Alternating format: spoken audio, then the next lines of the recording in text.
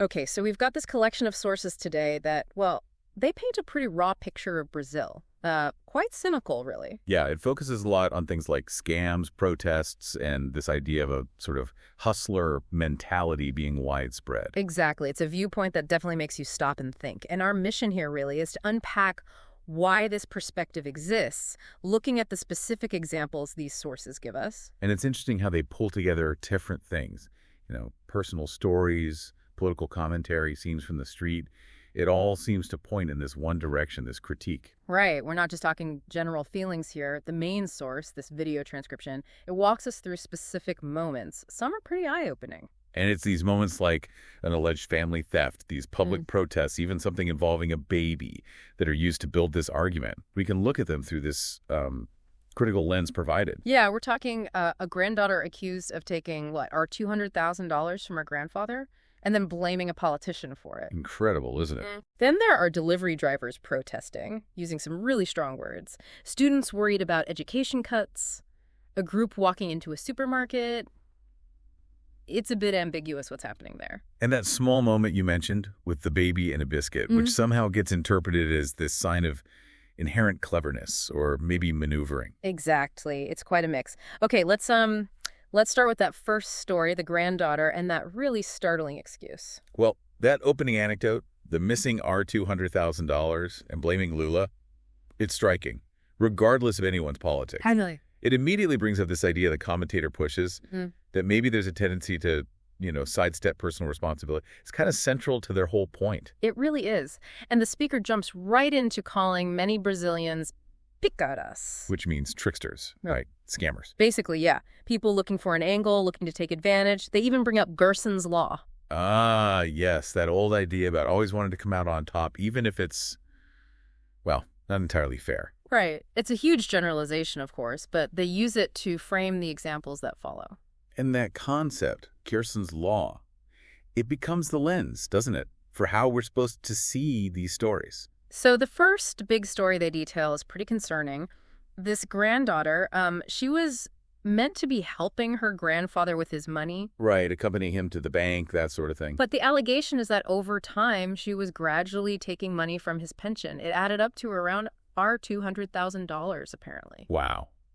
That suggests, if it's not just an impulse thing, is it? It sounds like a calculated pattern over a long period. Yeah, it paints a picture of trust being seriously eroded. And it makes you think about vulnerability, especially within families. And it didn't stop there, according to the source. He gets a payout from a legal settlement. Okay. And allegedly, that same day, she transfers another $30,000 to her own account. Then more transfers using PIX, the instant payment system. Goodness. So very quickly moving the money. And get this, she apparently used a separate phone line, pretending to be from the bank, to tell her grandfather everything was okay with his money. Wow, that takes some planning. Impersonating a bank official. That suggests a pretty deep level of alleged deception. It's quite something.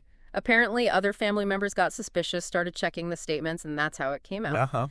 It just makes you think about how fragile that family trust can be and the damage when something like this allegedly happens. And you can see how the commentator uses this story, right? Yeah. As a prime example of that picareta mentality they were talking about. Exploiting trust, even within your own family. Definitely. Okay, so shifting gears then. The video shows footage of delivery drivers protesting. Right, the gig workers. They had very specific demands.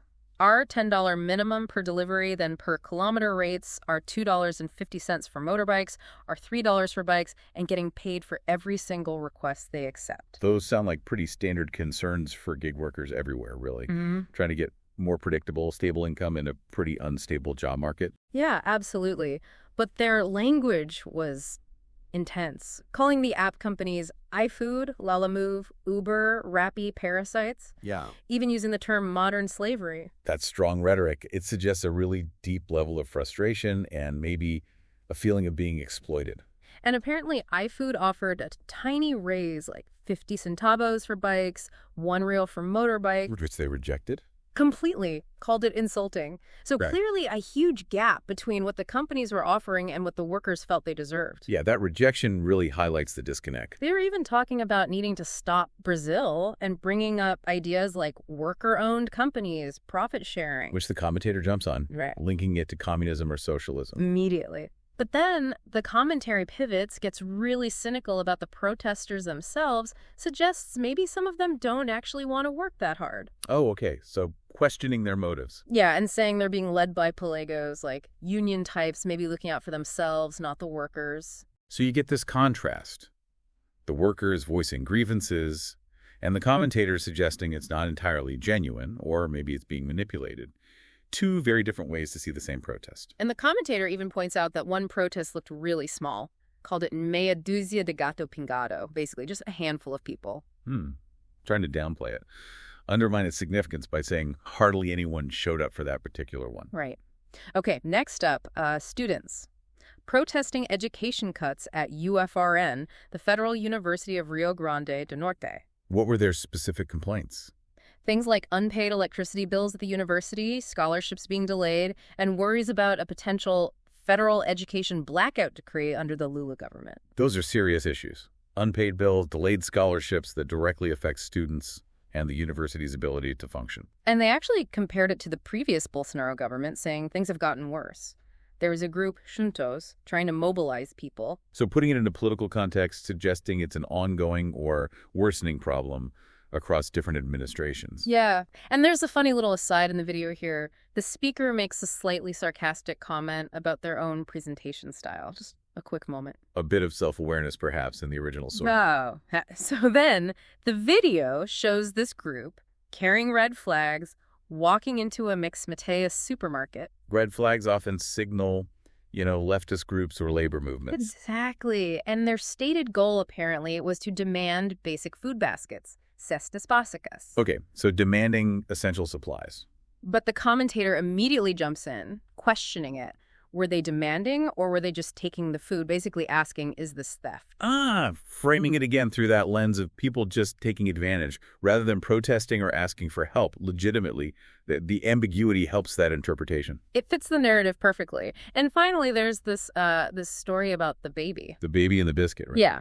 So the baby offers the biscuit to the mom first, then gives it to the dad. The dad shares it with the mom. Seems pretty innocent, right? Sweet even. Just a little family moment, sharing snack. But the speaker interprets this simple act as like an early sign of innate Brazilian cleverness, a kind of maneuvering. Seriously.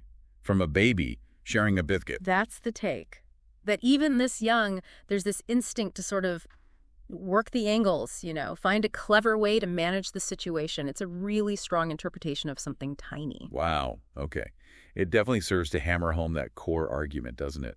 That this hustler mentality, as they see it, it's just baked into the culture from day one. So yeah, you put all these pieces together, the alleged theft and blame shifting, the protests and the cynicism about them, the supermarket incident, even the baby, and the overall picture from these sources is, well, it's pretty critical, pretty cynical. It paints a picture of a society where, according to this view, there's a strong tendency to look for personal gain, avoid blame, and maybe demand things without necessarily putting in the work. But it's crucial to remember, like you said, this is one viewpoint. It's based on the specific examples chosen and the analysis laid over them by the commentator. Absolutely. The events might be real, but the interpretation is just that, an interpretation, a specific critical take. It's that raw take the original source promised, and it's definitely provocative. So we want to turn it over to you, listening. What do you make of all this? Yeah, does this characterization feel fair? Or does it seem like it's missing nuance, missing other parts of the story? Did any of these examples particularly resonate, or did some feel, exaggerated or overly critical? In thinking about these stories, it really raises that bigger question, doesn't it? About individual actions versus maybe wider systemic problems. Right. Is the cynicism justified by these examples, or is it simplifying a much, much more complex reality in Brazil? It's definitely something to think about. Yeah. Where does individual responsibility end and societal factors begin?